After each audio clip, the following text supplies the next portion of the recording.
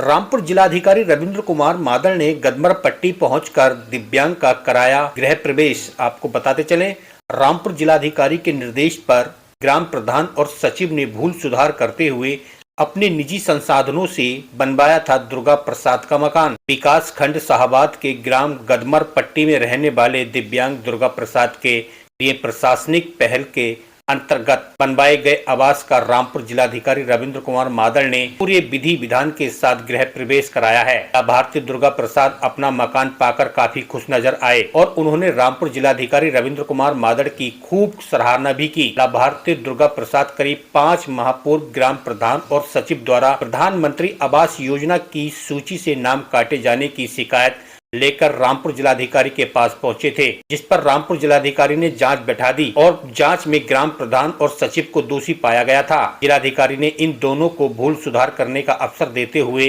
दिव्यांग के आवास को अपने निजी संसाधनों से तैयार करने के निर्देश दिए थे, जिस पर ग्राम प्रधान और सचिव ने अपनी गलती मानते हुए घर बनवाने की जिम्मेदारी ली थी।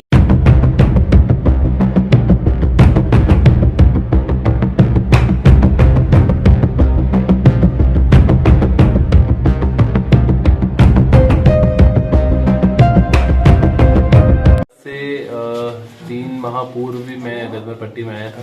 दुर्गा प्रसाद जी मेरे से कलेक्ट्रेट में मिले थे और उन्होंने रिक्वेस्ट की थी कि वो चलने में असमर्थ हैं, दिव्यांग हैं और उनकी आर्थिक स्थिति इतनी अच्छी नहीं है कि वो मकान बना पाए।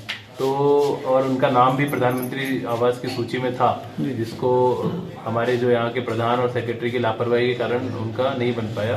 तो इसीलिए प्रधान और सेक्रेटरी की जिम्मेदारी तय करते हुए हमने उनको ये निर्देशित किया कि आपने अगर कोई गलती की है तो सुधार का एक अवसर है कि अगर किसी व्यक्ति का नाम आपने काट दिया है तो आप उसको बनवाएं। तो मुझे खुशी है कि उन दोनों ने उसको स्वीकार किया अपनी गलती को, और अपनी गलती को स्वीकार करने के साथ साथ उन्होंने खुद ये कहा कि साहब हम अपनी गलती को सुधार करेंगे और हम खुद ये फील करते हैं कि अगर ईश्वर ने हमें इस काबिल बनाया है कि हम किसी दूसरे व्यक्ति की मदद कर सकते हैं और हमारी लापरवाही से अगर उसको सरकारी मदद रह गई है तो उसको हम लोग अपने से करें।